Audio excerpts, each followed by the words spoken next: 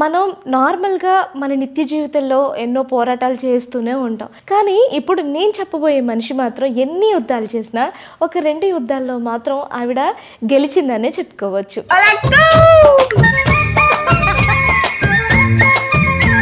మీరు ప్రతి ఒక్క వీడియోలో ఒకట పదం యూజ్ చేస్తారు కదా, దాంతోనే స్టార్ట్ చేద్దాం. ఒకసారి అంటారా?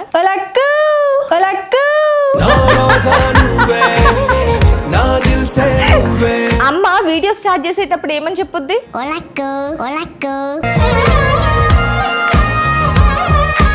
డిగ్రీ ఫస్ట్ ఇయర్ లో జాయిన్ అయ్యాను. ఆ మధ్యలో ఏవో జరుగుంటే అందుకని అది డిస్కంటిన్యూ అయ్యింది. అదేనా?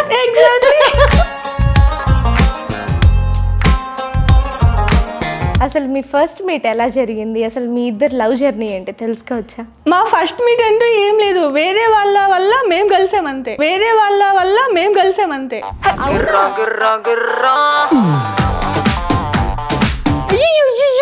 ఇంటికి వచ్చేస్తుంది చెప్తున్నా. వద్దు ఆమా, నేను పెళ్లి చేసుకుంటా నీ కూతుర్ని. 2 days లో అబ్బాయి వాళ్ళు ఇంటికి అతను చూసే వస్తానని సూసైడ్ చేసుకున్నాను. వాళ్ళు తరపున వాళ్ళు ఏమంటారు, అట్లా చండాలంగా ఉంది, నల్లగా ఉంది, ఏ మందు పెట్టింది నీకు అని వాళ్ళు అంటారు. నాకు తెలిసినప్పుడు మేము అసలు తట్టుకోలేకపోయినా. అబార్షన్ అయింది పెళ్ళికి ముందే.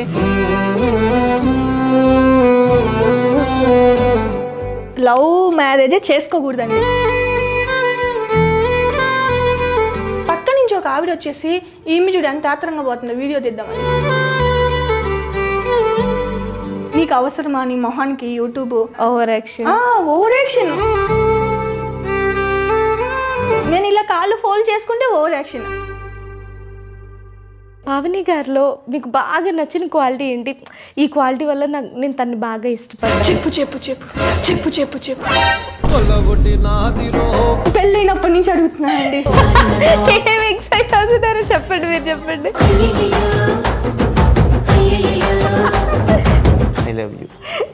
I love you too. Hi, hello, నమస్తే. నేను మీ ప్రశాంతి.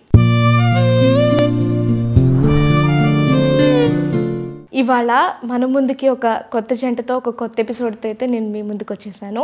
సో ఆ జంట గురించి చెప్పబోయే ముందు ఒక 2 మాటలు అయితే నేను మీకు డెఫినెట్గా చెప్పాలి.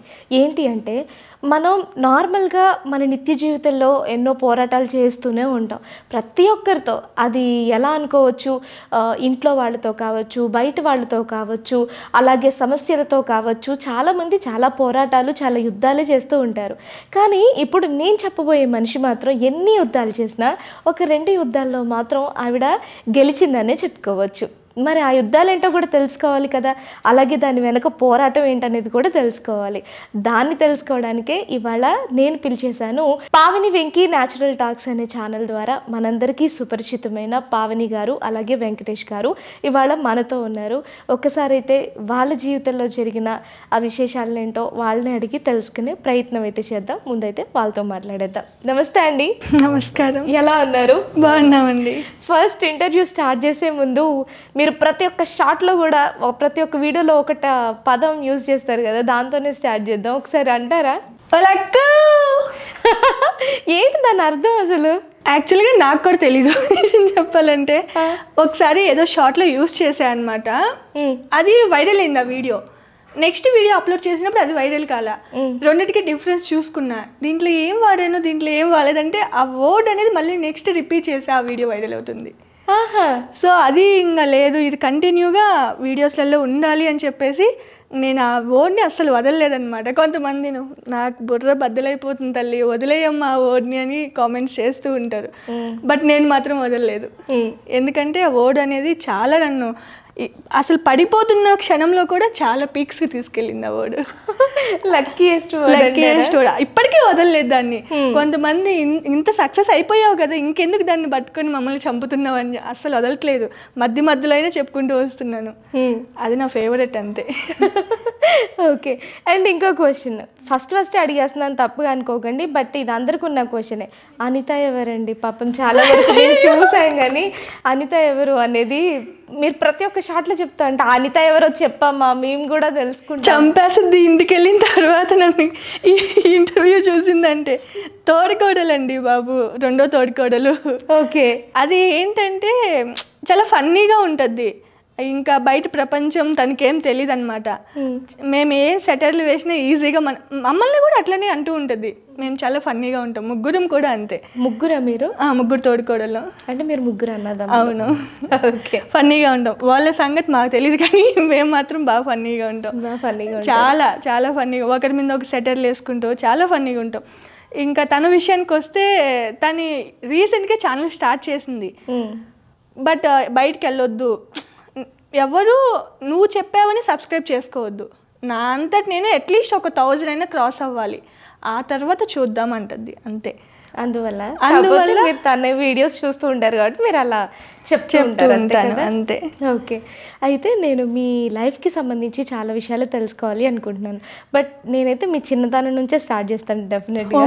సో ఒకసారి అయితే విడివిడిగా తెలుసుకుందాం. అసలు మీరు ఎక్కడ పుట్టారు, ఎక్కడ పెరిగారు తెలుసుకోవచ్చు. ఇప్పుడు అడ్రస్ చెప్తే ఇంటికి వచ్చేస్తాడేమోనండి బాబు. అడ్రస్ చెప్పకూడదేమో, మేబీ చెప్పచ్చు, ఏం కాదు. మీరు ఎక్కడ పుట్టారు, ఎక్కడ పెరిగారు, మీ చిన్నతనం ఎలా గడిచింది, ఇదంతా చెప్పండి. నెల్లూరులోనే పుట్టాను. నెల్లూరు పక్కన విలేజెస్ అనమాట మావి, అక్కడే పుట్టాము. ఏ ఊరండి? కాదర్పూర్. రెండు ఒకటే. అక్కడే పుట్టాను, అక్కడే పెరిగాను, అక్కడే పెళ్లి చేసుకున్నాను. అక్కడే పెళ్లి చేసుకున్నారు కూడా? ఒకటే ఊరా? ఒక్కటే ఊరు, పక్క పక్క ఇల్లులు. అవునా? మధ్యలో ఒక హౌస్ ఉంటుంది అంతేనా, ఒక 2 ఉంటాయి అంతే, అంతే దూరం. ఓకే. బట్ తెలీదు, మా మ్యారేజ్ అయ్యే 1 year ముందు వరకు ఆ అబ్బాయిని నేను చూడలేదు. అదేంటి? అది అట్లనే జరిగింది. నువ్వు చూసావా?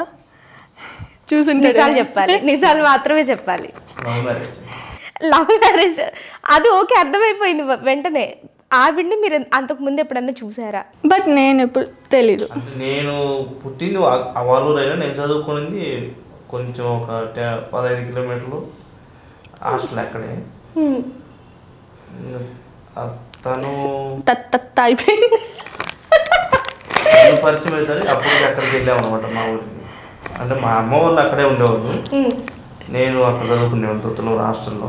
ఏం చదువుకున్నారు మీరు? నేను 10th వరకే. 10th వరకే చదువుకున్నారు. ఆ తర్వాత జాబ్ ఏం చేస్తున్నారు ఇప్పుడు? ఇప్పుడు ప్రస్తుతానికి అయితే డ్రైవింగ్కి వెళ్తూ ఉంటాను. డ్రైవింగ్కి వెళ్తూ ఉంటారు.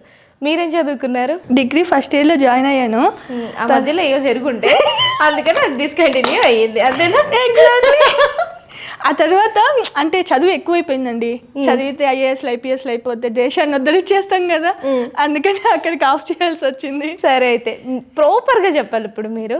అసలు మీ ఫస్ట్ మీట్ ఎలా జరిగింది, అసలు మీ ఇద్దరు లవ్ జర్నీ ఏంటి తెలుసుకోవచ్చా? మా ఫస్ట్ మీట్ అంటూ ఏం లేదు, వేరే వాళ్ళ వల్ల మేము కలిసాం అంతే. ఎలా చెప్తే ప్రాపర్గా చెప్పాలి. ఇంటికి వచ్చి కొట్టేస్తారండి బాబు, వాళ్ళకి ఇంకా పెళ్ళిళ్ళు కూడా కాలేదు, సపరేట్ అయ్యారు.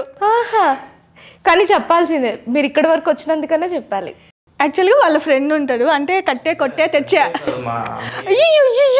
ఇంటికి వచ్చేస్తాను చెప్తున్నా, వద్దు.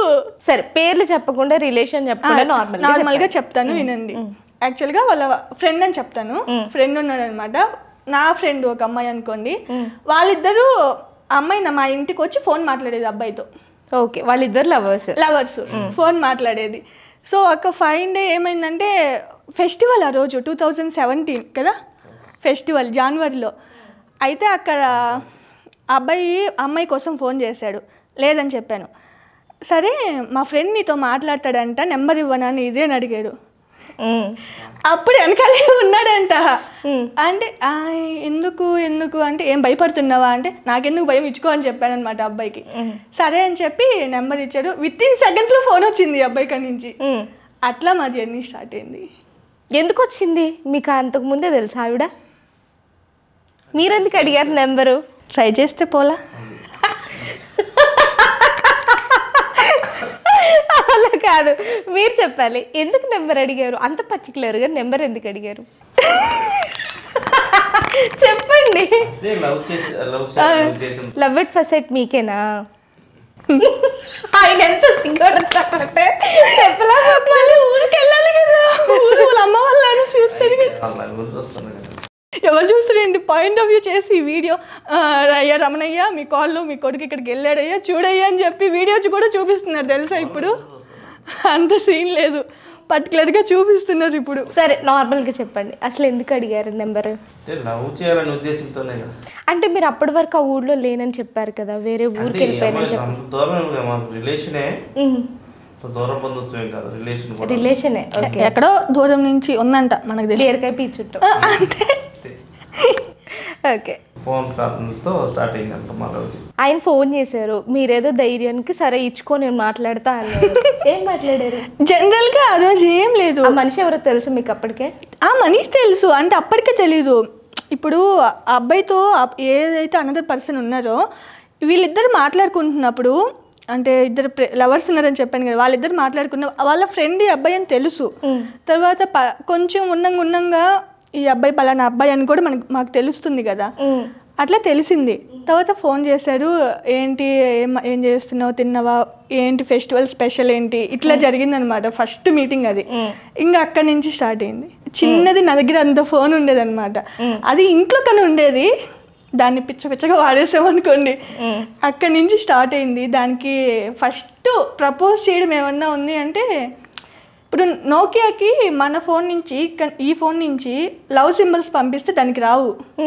ఒక బ్లాక్ లాగా వస్తుంది బాక్స్ టైప్ వచ్చి ఇంటూ మార్క్స్ వస్తాయి అనమాట ఏంటి ఇదని అడిగా అనమాట అప్పుడు చెప్పాడు ఐ లవ్ యూ అని చెప్పి ఫస్ట్ టైం కాల్ చేసినప్పుడు ఏందబ్బా ఈ అబ్బాయి నాకైనా ట్రై చేస్తున్నాడా ఎందుకు నా నెంబర్ అడిగాడు నాతో ఎందుకు మాట్లాడాలనుకుంటున్నాడు డౌట్స్ ఏం రాలేదు అక్కడి నుంచి అంత దూరం మేము వెళ్ళలేదు కానీ ఫస్టే అంత దూరం వెళ్ళలేదు జనరల్గా మాట్లాడుకుంటూ వచ్చాము అది పీక్స్లోకి వెళ్ళిపోయింది అంతే మీరు ప్రాపర్గా చెప్పట్లేదు నిజం అంత దూరం కూడా వెళ్ళలేదు ఎన్ని మంత్స్ మీకు లవ్ కన్ఫర్మ్ అయింది ఎక్కువ మంత్స్ కూడా ఉండలేదు అనుకుంటా 19లో మ్యారేజ్ అయింది 2 years అయితే ఉన్నారు కదా అంటే మధ్యలో సింగపూర్కి వెళ్ళాడు సింగపూర్ ఎందుకంటే సింగపూర్ అక్కడ ఏదో వర్క్ చేస్తూ ఓకే పెళ్ళికి ముందే వెళ్ళారు అప్పుడు 2015లో వెళ్ళాను మా రెండో అన్నయ్య మ్యారేజ్ సెట్ అయింది 2017లో అది ఇప్పుడు అనిత అన్నారు మా అన్నయ్య మ్యారేజ్కి వచ్చి ఇంకా ఒక 1 year వరకు ఇక్కడే ఉన్నాను ఆ 1 yearలో ఈ అమ్మాయిని లవ్ చేసామన్నమాట ఆ 1 yearలో జరిగిన అద్భుతాలు ఇవన్నీ కళాఖండాలు ఇవన్నీ అమ్మాయిని లవ్ చేసి మన పాటి మనం వెళ్ళిపోయాము అది మళ్ళీ ఇంక ఈ విషయం వాళ్ళ ఇంట్లో తెలిసిందనమాట ఇట్లా వాళ్ళ అమ్మాయి ఊరికనే తెలియలేదు దానికి కూడా ఏదో స్టోరీ ఉంటుంది ఫోన్ చేసేసి మామ నేను పెళ్లి చేసుకుంటా నీ కూతుర్ని ఎగ్జాక్ట్లీ అట్లనే అడిగాడు మా నాన్నకి అప్పుడే డౌట్ వచ్చిందంట అంటే అప్పుడప్పుడు మా నాన్న వాళ్ళు అసలు అంత సిచ్యువేషన్ ఎందుకు వచ్చిందండి ఫోన్ చేసి మా అమ్మ నేను పెళ్లి చేసుకుంటా వాళ్ళు వేరే సంబంధాలు చూస్తున్నారు నాకు సంబంధం చూశారు అంటే ఈ పత్యాపరాలని తెలిసి వాళ్ళు సంబంధం చూసారులేండి ఫస్ట్ ఎలా తెలిసింది ఇంట్లో ఎలా ఏంటి ఎవరొకరు చెప్పుంటారు పక్కన వాళ్ళు చెప్తారు ఆ అమ్మాయి ఫోన్ మాట్లాడేది ఇట్లాంటివన్నీ ఆ అమ్మాయి మాట్లాడుకుంటూ నవ్వింది ఆ అమ్మాయి ఇలా చాట్ చేస్తూ నవ్వింది ఇలానా అన్ని నవ్వులు లేవండి నిజంగా అన్ని నవ్వులు లేవు ఏదో అట్లా అయిపోయింది అంతే లైఫ్లో మీ ఇంట్లో ఎలా తెలిసింది చెప్పండి అదే చెప్తున్నా ఒకసారి మా అమ్మ ఫోన్ చేసింది అనమాట ఇట్లా మాకు తెలిసింది నువ్వు అబ్బాయితో మాట్లాడుతున్నావు అంట లేదు నేను అట్లా ఏం మాట్లాడటం లేదని చెప్పి బుకాయించి పెట్టేశాను అంతే మా నాన్నకి అప్పుడే డౌట్ వచ్చింది ఈ అబ్బాయి ఫోన్ చేసి మాట్లాడిన తర్వాత నాకు చెప్పాడు నాకు అప్పుడే డౌట్ వచ్చింది ఏంటి ఎప్పుడు మా నాన్న ఊరికి వస్తాడు నిజామాబాద్లో మా నాన్న వాళ్ళు ఉండేది అక్కడ ఉంటారనమాట మా నాన్న వాళ్ళు అంటే ఫార్మర్గా పొలం పనులు చేసుకుంటూ వరి ఇట్లాంటి నిజామాబాద్ లేదు ఇక్కడే బొందమాతపల్లె అక్కడ పొలం చేసుకొని అక్కడ ఉండేవాళ్ళు అనమాట సో అప్పుడప్పుడు విలేజ్కి వస్తారు అంటే కోతలు అయిపోయిన తర్వాత ఫెస్టివల్స్కి అట్లా వస్తారనమాట అట్లా వచ్చినప్పుడు వెళ్ళేసి మామ బాగున్నావా అని మాట్లాడాడంట ఎప్పుడూ మాట్లాడేని వాడు వచ్చి ఒక్కసారిగా మామ బాగున్నావు అంటే అప్పుడే మా నాన్నకి బుర్ర వెలిగింది లైట్ వెలిగింది అమ్మో ఏదో పెద్ద ప్లాన్ వేసాడు పెద్ద ప్లానింగ్ అనుకుంటున్నారు మ్యారేజ్ తర్వాత కాదు ఆఫ్టర్ సూసైడ్ ఏమో తెలిసింది ఇవన్నీనా మా నాన్నకి డౌట్ వచ్చిందని ఇవన్నీ అప్పటి వరకు మనకు అంత తెలీదు ఆమె ఏం జరిగిందంటే ఇంకా ఫోన్ నాకు మ్యాచెస్ మా నాన్నకి డౌట్ వచ్చి నాకు మ్యాచెస్ చూస్తున్నారు. ఓకే. ఆ విషయం మీ ఇంట్లో మీరు ఎంతమంది? ఒక్క పాప, అదే నేను ఒక్కదాన్ని, ఇద్దరు తమ్ముళ్ళు, నాకంటే చిన్నవాళ్ళు. ఆ విషయం తెలిసిన తర్వాత నాకు మ్యాచెస్ చూడడం స్టార్ట్ చేసి నేను ఈ అబ్బాయికి చెప్పాను అనమాట, ఇట్లా చూస్తున్నారు అంటే ఇంకా డైరెక్ట్ ఫోన్ చేసేసి, మామ నేను చేసుకుంటా అని చెప్పాను కదా నీ కూతుర్ని పెళ్ళి అని అడిగి, అంత ధైర్యం ఎట్లా వచ్చిందో నాకు అర్థం కాలేదు. కానీ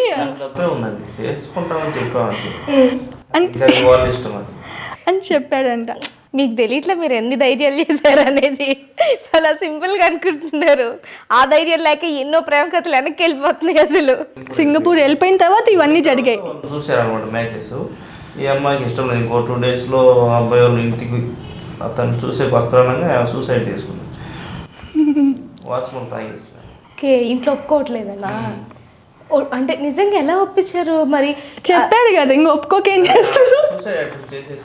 సూసైడ్ చేసి తను నాకు చెప్పింది అనమాట. నేను అప్పుడు సింగపూర్లో ఉన్నా, అంటే మనకు అక్కడికి ఇక్కడ టైంకి 2.5 hours డిఫరెంట్. ఇక్కడ 10 గంటలు అయిందంటే అక్కడ నాకు 12:30 టైం. ఆ టైం కూడా నేను తనతో చాట్ చేస్తూ మాట్లాడతాను. తాగేసి చెప్పింది అనమాట, నేను ఇట్లా వాష్రూమ్ తాగేసాను, నీకు ఎటువంటి ఇబ్బంది లేదు అని. నేను అప్పుడు అంటే వాళ్ళ బాబాయ్కి చెప్పాను, వాళ్ళ నాన్న చిన్నమ్మ కొడుకు, ఇట్లా అమ్మాయి వాష్రూమ్ తాగిందంటే ఇమీడియట్గా హాస్పిటల్ తీసుకెళ్ళాలి. వాళ్ళు పోయేసి అప్పుడు తీసుకెళ్ళాలి. ఆయన మీద అంత నమ్మకం ఏంటి మీకు? చాలా ఎలా? చాలా కేరింగ్ చూసుకుంటాడు. చాలా అంటారు కానీ ఏం మందు పెట్టారో డెఫినెట్లీ వాళ్ళ అమ్మాయినా మా వాళ్ళైనా అనేది అదే. వాళ్ళ తరపున వాళ్ళు ఏమంటారు, అట్లా చండాలంగా ఉంది, నల్లగా ఉంది, ఏం మందు పెట్టింది నీకు అని వాళ్ళు అంటారు.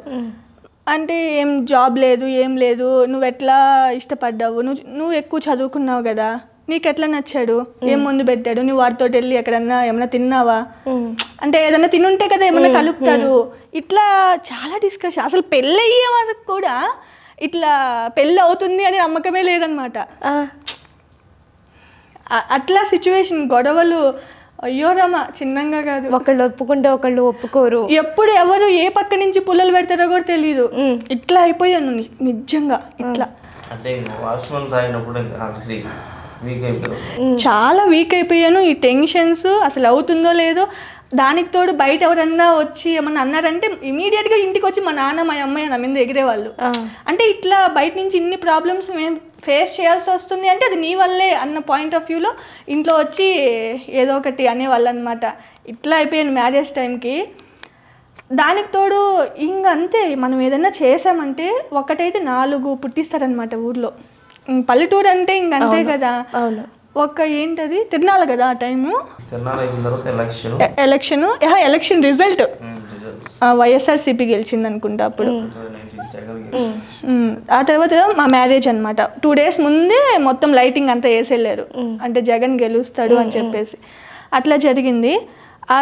ఆ ఫెస్టివల్ అప్పుడు ఏం జరిగిందంటే తిరణాలని చెప్పాను కదా, అప్పుడు ఇట్లా వీక్ అయిపోయి ఉన్నా కదా, బాగా సమ్మర్ మా మ్యారేజ్ టైము. స్టమక్ పెయిన్ వచ్చింది. ఆ స్టమక్ పెయిన్కి వేడి వల్ల అనమాట, ఫుడ్ తినక బాగా వీక్ అయిపోయి స్టమక్ పెయిన్ వస్తే 10, 9 కాదులే 11, 12 ఆ టైం అప్పుడు అనుకుంటా. మా నాన్న బండి మీద మరిపాడికి, ఎందుకంటే 2 days 3 daysలో మ్యారేజ్ ఉంది, ఏమో ఎందుకు వచ్చిందో అని చెప్పేసి, ఆల్రెడీ సూసైడ్ అటెంప్ట్ చేశాను కదా అని చెప్పేసి మరిపాటికి తీసుకెళ్ళి, అంటే మాకు దగ్గరలో ఉన్న క్లినిక్కి తీసుకెళ్తే అక్కడ ఆ రోజు క్లోజ్ ఉన్నింది అనుకుంటా. తర్వాత ఆత్మకూరుకి తీసుకెళ్లారు, తర్వాత వేరే క్లినిక్కి.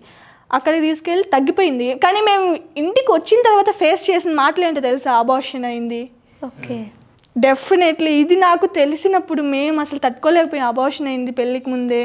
ఇట్లాంటివి వాళ్ళు అంటే చీకట్లో దొంగతనంగా వెళ్ళి ఎవరో ఎందుకు ఆఫ్టర్ దట్ మ్యారేజ్ తర్వాత కూడా వాళ్ళు అన్నారు. ఓకే, అస్సలు ఇప్పటికీ ఆ మాటలు చెవులోనే మోగుతుంటాయి. ఆ టైంలో నేను పడిన స్ట్రెస్ వల్ల నాకు వచ్చిన పెయిన్ అది, దానికి కూడా ఒకటి అంటగట్టేశారు. ఓకే, మరి వీళ్ళింట్లో అంటే ఓకే ఫోన్ చేసి చెప్పారు, ఆవిడ తన వంతు ప్రయత్నం చేశారు, ఐ మీన్ సూసైడో ఇంకొకటి ఒప్పించుకోవడానికి. బట్ మరి మీ ఇంట్లో ఎలా ఒప్పించారు తన్ని పెళ్లి చేసుకోవడానికి? మీ ఇంట్లో కూడా ఒప్పుకొని ఉండరు కదా. అంటే వాళ్ళకి మాకు ముందే మాటలు లేవు, గొడవలు ఫస్ట్ నుంచే. మీ 2 కుటుంబాలకు డిష్మా? ఓకే, పెళ్ళికి ముందు అంటే ఆ విషయం నాకు తెలియదు. మాకు మా ఫాదర్కి వాళ్ళ ఫాదర్కి పడదు అసలు గొడవలు అనమాట. అట్లా అయిపోయింది అంతే. ఏదో ఒక అంటే ఎలా ఒప్పేశారు అని అసలు ఆవిడంటే పోనీ ఆవిడ ప్రయత్నాలు చేశారు, మరి మీరే ఏం చేయలే, వాళ్ళ వాళ్ళు ఒప్పుకోవాల్సి వచ్చింది. ఓహో, మీరు చేసిన పనికి వాళ్ళు ఒప్పుకోవాల్సి వచ్చింది. అంటే ఒప్పించారా, ఒప్పించుకోవాల్సి వచ్చింది? అంటే ఒప్పించింది ఆ అమ్మాయి, అక్కడ ఒప్పించుకునేది కూడా ఆ అమ్మాయి. మీరు హ్యాపీ అనమాట. మీ పని ప్రశాంతి. ఎక్కడైనా అబ్బాయి కష్టపడాలి, ఇక్కడ అమ్మాయి కష్టపడింది అంతే. పర్లేదు. మరి మీకు అనిపించలేదా పెళ్ళైన తర్వాత ఇంతమందిని ఎదిరించి పెళ్లి చేసుకుంటున్నాను, రేపు పొద్దున్న ఏదన్నా జరిగితే నాకు ఎవ్వరూ సపోర్ట్ ఉండరు, నేను ఇలాంటి డిసిషన్స్ తీసుకుంటున్నాను నాకు కూడా తెలియట్లేదు అని ఒక్కసారి కూడా ఆలోచించుకోలేదు? ఒక్క మాట ప్రశాంతి గారు, అసలు లవ్ మ్యారేజే చేసుకోకూడదండి. పక్కా చెప్తా, ఎవరు సపోర్టింగ్ ఉండదు. ఓకే, ఇప్పుడు అది ఇటు మా పేరెంట్స్ సపోర్ట్ చేయరు, వాళ్ళ పేరెంట్స్ ₹1 ఇచ్చి మీరు స్థిరపడండి అనే వాళ్ళు ఎవరూ లేరండి. ఒకవేళ ఇచ్చిన వడ్డీతో సహా తీసుకునే వాళ్ళే ఉంటారు. ఓకే, మేము ఈరోజు ఇప్పుడు మీ ముందు కూర్చొని మాట్లాడుతున్నాము అంటే దాని వెనక నేను ఎంత స్ట్రెస్ పడ్డాను, ఎంత హార్డ్ వర్క్ చేశాను. అది నైట్ టైమ్స్ కూడా నేను నిద్ర లేకుండా ఎడిటింగ్ చేసిన రోజులు కూడా ఉన్నాయి. ఒక్క షార్ట్ ఎడిటింగ్ చేయాలంటే ఎంత పడుతుందండి? ఒక 1/2 అవర్ పడుద్ది. కానీ దాని మీద ఎఫెక్ట్ పెట్టాలంటే చాలా టైం పట్టుద్ది.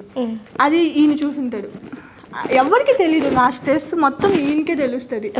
కాబట్టి వెనకుండి సపోర్ట్ అదే అంటారు, మన బ్యాక్ బోన్ మనకు కనిపించదని. నా బ్యాక్ బోన్ మా వారు అంతే. మరి ఇన్ని గొడవలు జరుగుతున్నాయి కదా, ఇన్ని గొడవల మధ్యలో మీరు ఒక యూట్యూబ్ పెట్టారు. ఆ యూట్యూబ్ అంటే సిటీ విషయం పక్కకు పెట్టేస్తే ఊళ్ళో మీరు అంటున్నట్టు ప్రతి చిన్న విషయం కూడా అది వింతగానే కనబడుతూ ఉంటుందన్నమాట. సో ఒక యూట్యూబ్ పెట్టారు, వీడియోస్ చేస్తున్నారు. అరే ఈ వీడియోస్ చేస్తుందంట, అలా ఏం రాలేదు? చిన్నగానా? అయ్యో మా అక్క వాళ్ళు చూస్తారు, మా అన్న వాళ్ళు చూస్తారు, తిడతారని చెప్తూ ఉంటారు. కెమెరా ఆన్ చేసిన అసలు ఫోన్ పట్టుకుంటే ఒకసారి ఏమైందంటే ప్రశాంతి గారు, ఎవరో మా విలేజ్లో ఎవరో పడ్డారనమాట. సో ఏదో జరిగింది అనే ఉద్దేశంతో నా చేతిలో మొబైల్ కూడా లేదు. నేను వెళ్ళాను, పరిగెత్తుకుంటూ వెళ్ళి చూడడానికి నేను పక్క నుంచి ఒక ఆవిడ వచ్చేసి ఈమె చూడు ఎంత ఆత్రంగా పోతుందో వీడియో తీద్దామని. అక్కడ పడ్డాడు ఏమైందో ఏమో అని నేను వెళ్తున్నాను, నా చేతిలో ఫోన్ కూడా లేదు, కానీ అనేస్తున్నాం అన్నమాట. ఇంకా వాళ్ళ ఉద్దేశం ఎట్లుంటుందంటే మనం ఎక్కడికి వెళ్ళినా ఈ పిల్ల వీడియో తీసుకోవడానికి. అసలు మరీ ఘోరంగా మాట్లాడుకుంటారండి బాబు. అది తీసుకోలేమన్నమాట మనం. వన్స్ ఆ ఇంట్లో వాళ్ళు అసలు మీ సైడ్ నుంచి కావచ్చు, మీ సైడ్ నుంచి కావచ్చు, ఇద్దరు సైడ్ నుంచి అది వాళ్ళకి తెలియదు. నిజం చెప్పాలంటే యూట్యూబ్ అంటే అదొక వే ఆఫ్ ఇన్కమ్ అనేది, అంటే అదొక ఇన్కమ్ సోర్స్ అనేది తెలియదు. దాంట్లోంచి వీడియోస్ పెడితే మనకు నచ్చిన విధంగా మనం పెడితే అవి డబ్బులు తెలియదు. కానీ అదేదో మన ఇంట్లో గుట్టిని బయట పెట్టేస్తున్నారు అన్న థాట్ లోనే చాలా వరకు చూస్తారు. చాలా. మీ ఇంట్లో ఏమనలేదా? ఇన్ని గొడవల మధ్య ఆల్రెడీ పెళ్లి చేసుకున్నారు, మళ్ళీ తర్వాత యూట్యూబ్ అంటే అసలు మీకు యూట్యూబ్ అన్న ఆలోచన ఎలా వచ్చింది? ఎవరు చెప్పారు? అది కూడా చెప్తాను. యాక్చువల్గా ఏం జరిగిందంటే వీళ్ళ సిస్టర్ అనమాట. వాళ్ళ సిస్టర్ ఒకసారి మేము బెంగళూరులో ఉన్నప్పుడు ఇది జరిగింది. వాళ్ళ సిస్టర్ సరే నార్మల్గా ఇంట్లోనే ఉంటున్నాం కదా, జస్ట్ కుకింగ్ వీడియోస్ అన్న అట్లీస్ట్ తీసి అప్లోడ్ చేద్దాం అన్నట్టు వాళ్ళ సిస్టర్ ఒక ఛానల్ని స్టార్ట్ చేసింది. ఇంకా తను వచ్చి నాకు చెప్పింది, నేను కూడా ఇట్లా స్టార్ట్ చేయాలని చెప్పేసి స్టార్ట్ చేసాము. కానీ కుకింగ్ వీడియోస్ పెట్టలేదు. ఇన్స్టాలో రీల్స్ ఉంటాయి కదా వేరే వాళ్ళవి, అవి డౌన్లోడ్ చేసి అవి పెట్టామన్నమాట. కాపీ స్ట్రైక్స్ వచ్చి పోయాయి. ఒకటేంటి 2-3 వెళ్ళిపోయాయి. ఓన్ కంటెంట్ పెట్టినా కానీ పోయాయి అనమాట. అంటే ఇదే సాంగ్స్ క్రియేట్ చేసి పెట్టడము అట్లాంటివి పెట్టడం వల్ల ఇట్లా కాదు అని చెప్పేసి ఈ అబ్బాయి ఒక్కడే పొద్దున్న వెళ్తే తిండి లేదు, తిప్పలు లేదు, పనికి వెళ్తే అట్లా చేస్తున్నాడు విలేజ్లో ఉన్నప్పుడు. ఆ కష్టం చూడలేమండి, నిజం చెప్తున్నా.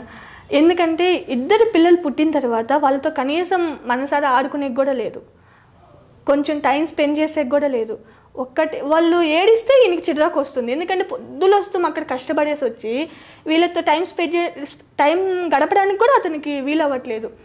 ఇంకా ఇలా కాదు, ఎట్లాగైనా సరే తన ఇన్కమ్ తోడు నాది ఎంతో కొంత రావాలి, తోడన్నట్టు.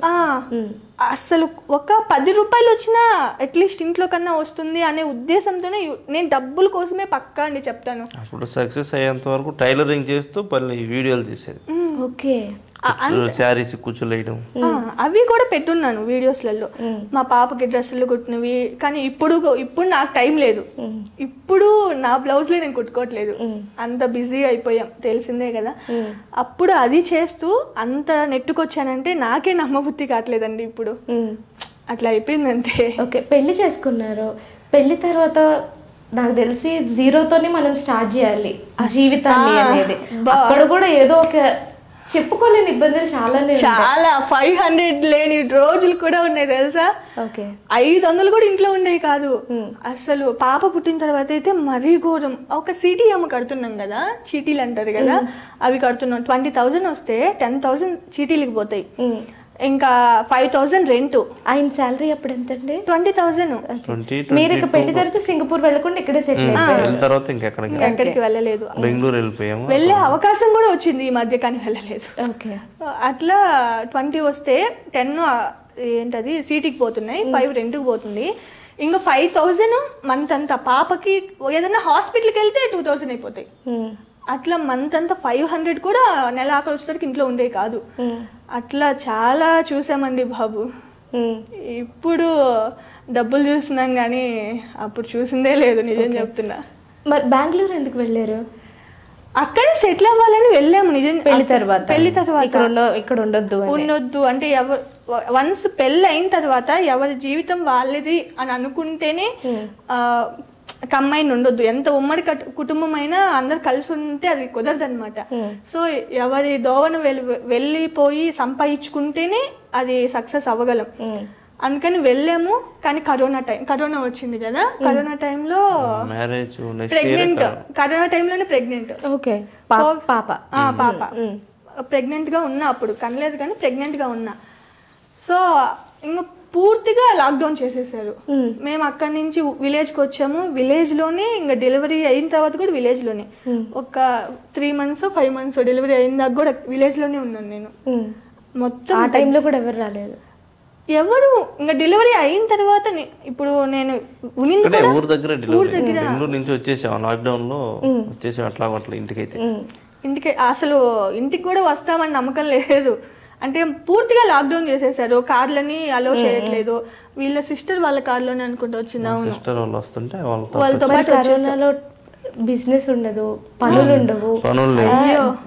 నిజం చెప్పాలంటే అసలు ఆ ఇయర్ ఎలా గడిచింది అనేది కూడా చాలా. ఇప్పుడు హాస్పిటల్ కి ఒక స్కానింగ్ కి వెళ్తే హాస్పిటల్ కి వెళ్ళిన ప్రతిసారి 5,000 అయిపోతాయి.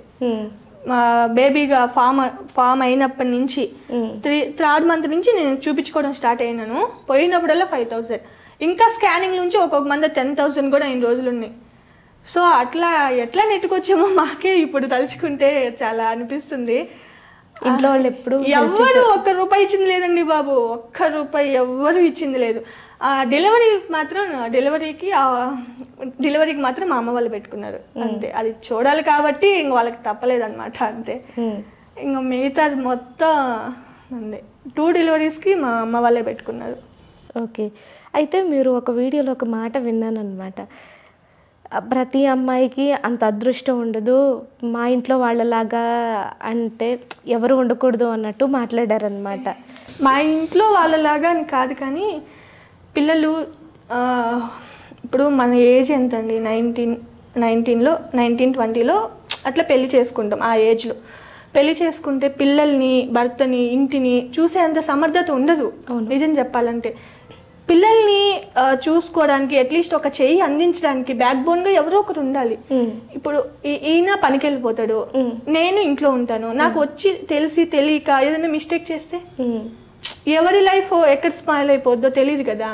సో ఎవరు వాళ్ళ తరపున వాళ్ళు కానీ మా తరపున, మా అవ్వ కొండవ కదా ఎట్లా చెప్పాలి, మా నాన్న వాళ్ళ అమ్మ చాలా వరకు నిజం చెప్తున్నా ఎక్కడ లోటు లేకుండా, అంటే ఏదో నేను ఇది చేయలేను అనుకున్నప్పుడు వచ్చి చేసేస్తుంది. నాకు ఏదైనా హెల్త్ బాగాలేకపోతే ఇంకా 2 ఇల్లులు పక్కనే కదా, జస్ట్ చెప్పను. ఇక్కడ నేను హెడేక్ అని పడుకున్నా అంటే కూర ప్రిపేర్ చేసుకుని వచ్చి ఇంట్లో పెట్టిపోయి ఉంటుంది. సో అట్లా నెట్టుకొచ్చాం నిజం చెప్పాలంటే. పిల్లల్ని ఆవిడ చూసుకుంటే ఒక రకంగా తీసుకొచ్చి పైకి వచ్చాం, కానీ లేకపోతే చాలా కష్టమైపోయేది. ఎవరు ఉండరు, ఎవరు చూసుకోరు, అంతే లైఫ్ అంతే. వాళ్ళ అమ్మ వాళ్ళు కానీ మా అమ్మ వాళ్ళకి వాళ్ళ లైఫ్ వాళ్ళది. అయితే మీరు ఇంకొక వీడియోలో ఇంకో మాట అన్నారు, ఆయన పెళ్లికి ముందు బంధాలకి చాలా విలువనిస్తారు, మనుషులే ఇంపార్టెంట్ అనుకునేవాళ్ళు, బట్ పెళ్లి తర్వాత ఆయనకి చాలా అర్థమయ్యింది, చాలా మారారు కూడా అని అన్నారు. మిమ్మల్ని ఎవరైనా మోసం చేశారా, లేకపోతే అండ్ డబ్బు ఉంటేనే మనిషికి వాల్యూ ఇస్తారు అని కూడా అన్నారు. ఈ మాట నేను మీ దగ్గర చాలా సార్లు విన్నాను. అంటే అంత సిచ్యువేషన్స్ ఏమొచ్చాయి? డబ్బు ఉంటేనే వాల్యూ అండి. సిచ్యువేషన్స్ ఏంటి, ఇప్పుడు 10 రూపాయలు ఉంటేనే రూపాయి కోసం ఎవరైనా మన దగ్గరికి వస్తారు. నీ దగ్గర 10 రూపాయలు కూడా లేవు అంటే ఆ రూపాయి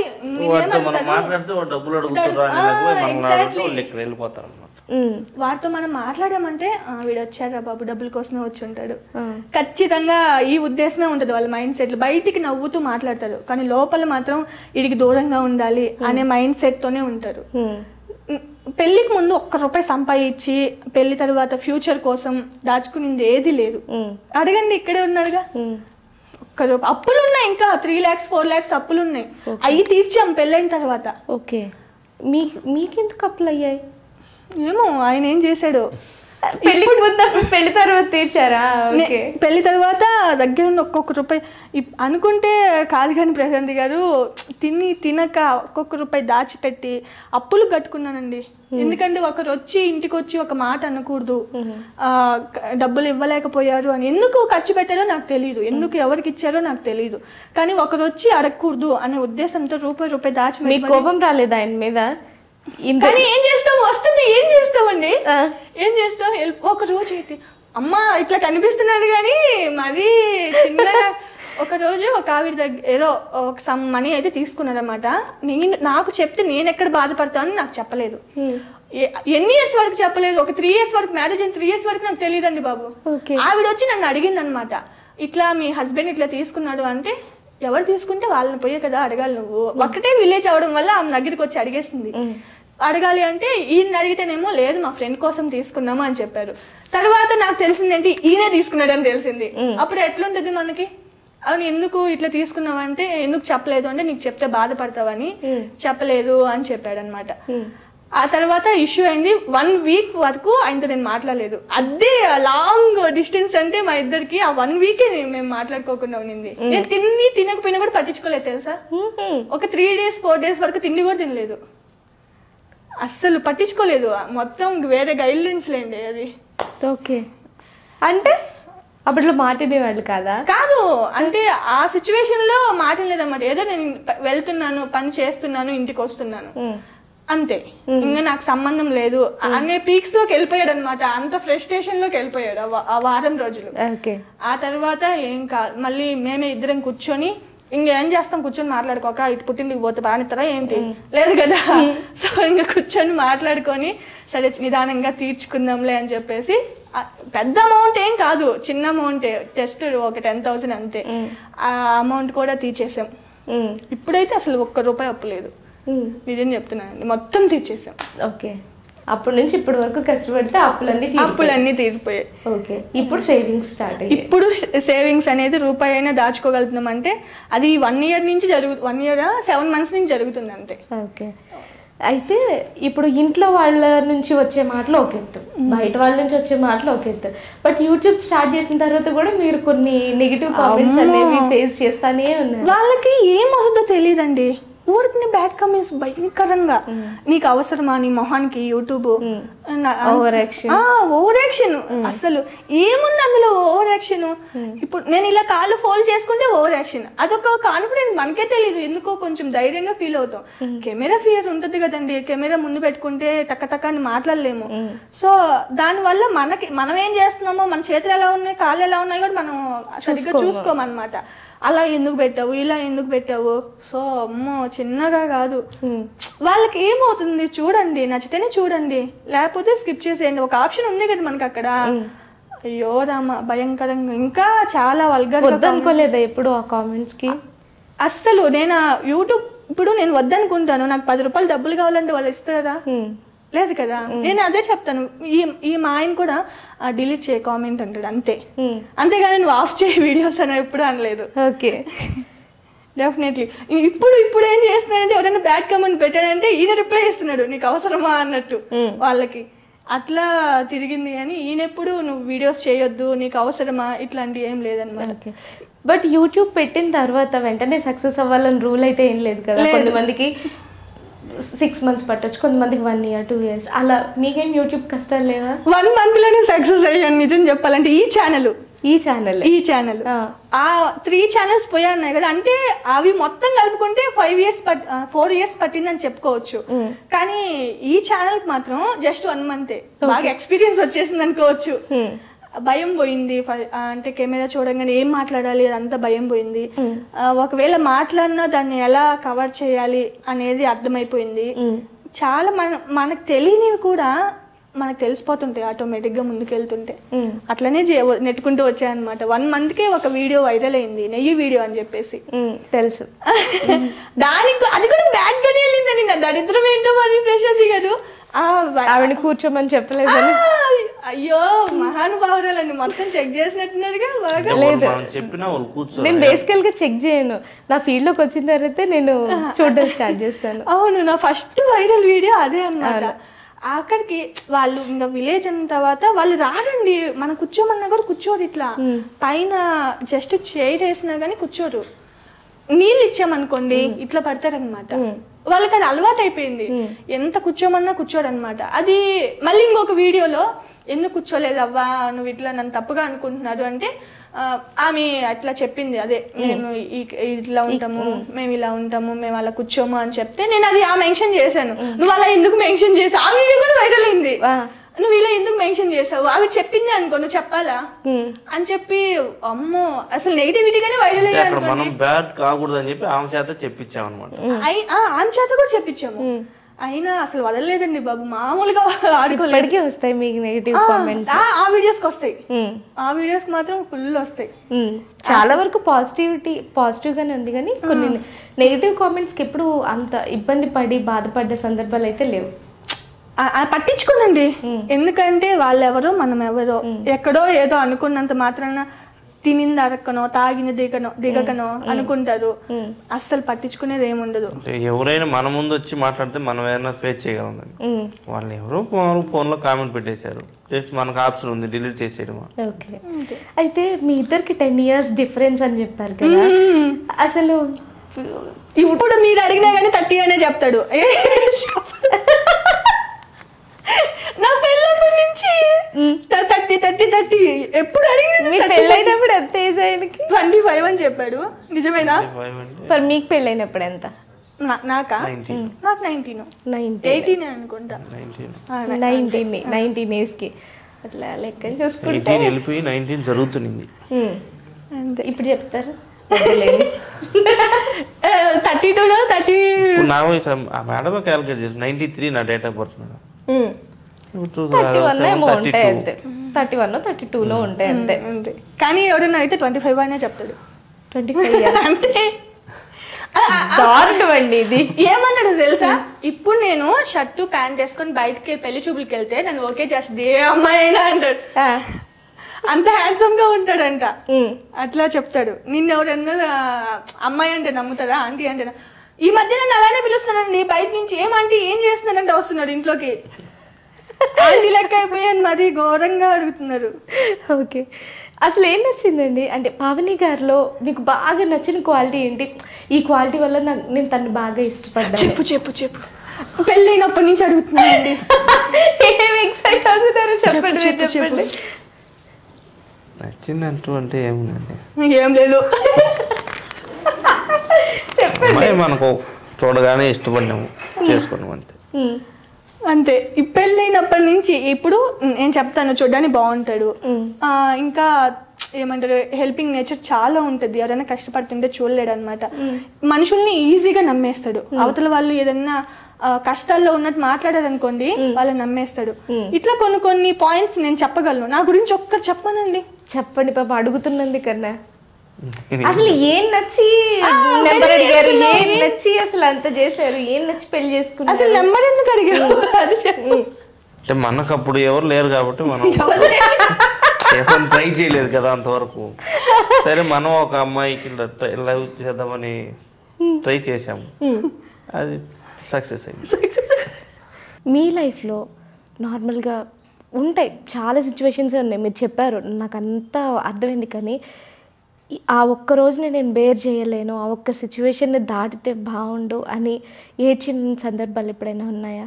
అసలు దీన్ని దాటుతానా లేదా అంత బాధపడ్డ సందర్భాలు ఏమన్నా? పిల్లల విషయంలోనండి నిజంగా చెప్తున్నా.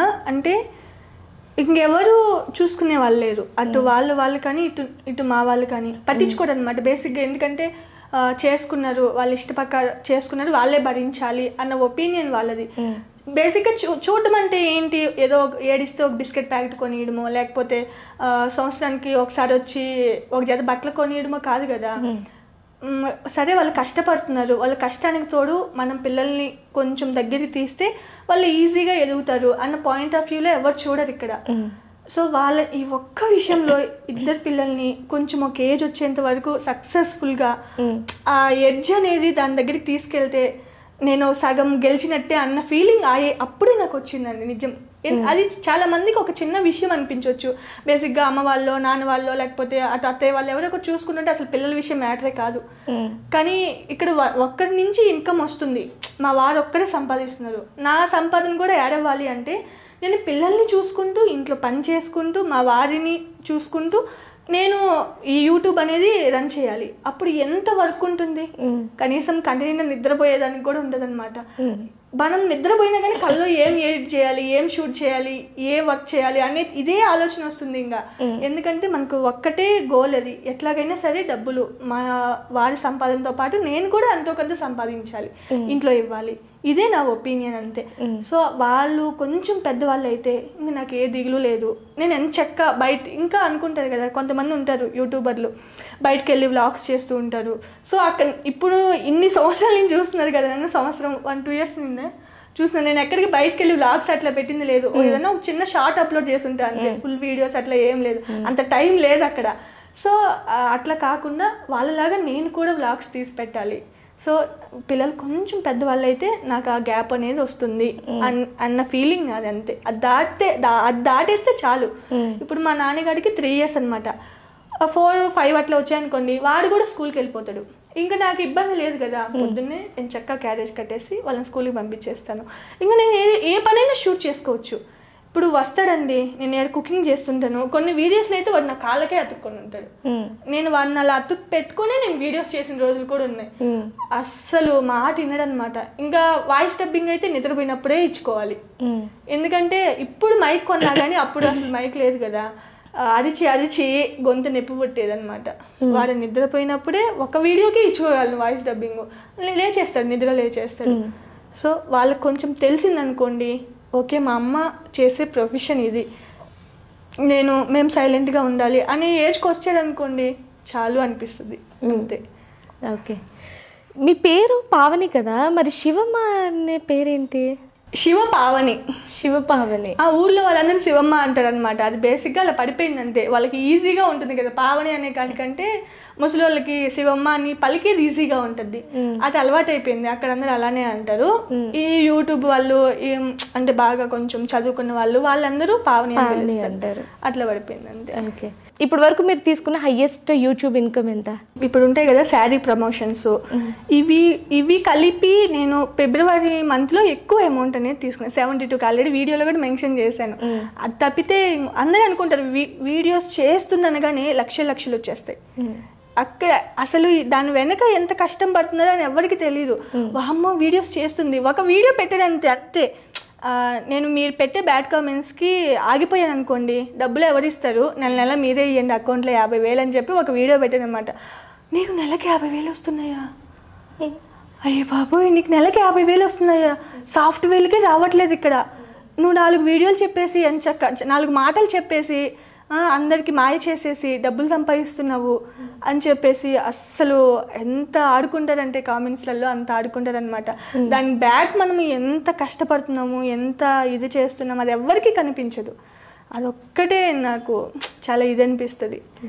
ఊరికి ఎవరికి 4 రూపాయలు ఊరికి ఎవరు ఇస్తారండి? ఇప్పుడు మిమ్మల్ని అడుగుతాను 10 రూపాయలు ఇవ్వండి అంటే ఎవరు ఇస్తారు? ఎవరు. మనం కష్టపడితేనే 1 రూపాయి అయినా 2 రూపాయలు అయినా వాళ్ళ దగ్గర నుంచి వస్తుంది కదా.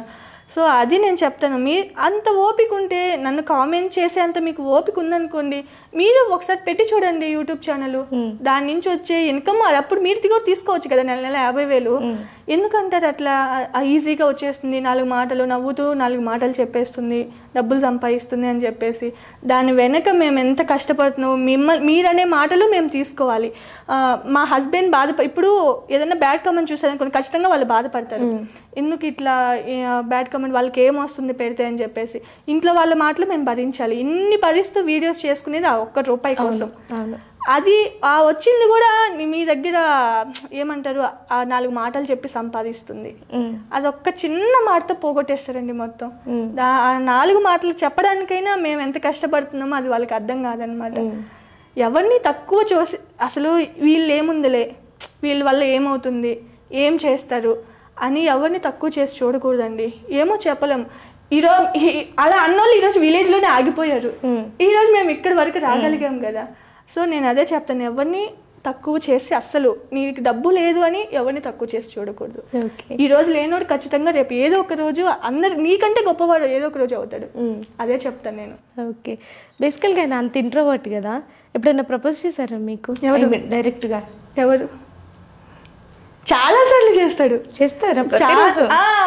ఏమన్నా అలిగానంటే చాలు, I love you, sorry, I love you, ఇట్లానే ఉంటుంది. On camera? ఆన్ కెమెరా కూడా చేశాడు అనుకుంటా. చేశాడు చాలా సార్లు. అయితే ఇప్పుడు చేయండి. అబ్బే అట్లా ప్రిపేర్ అవ్వలేదు.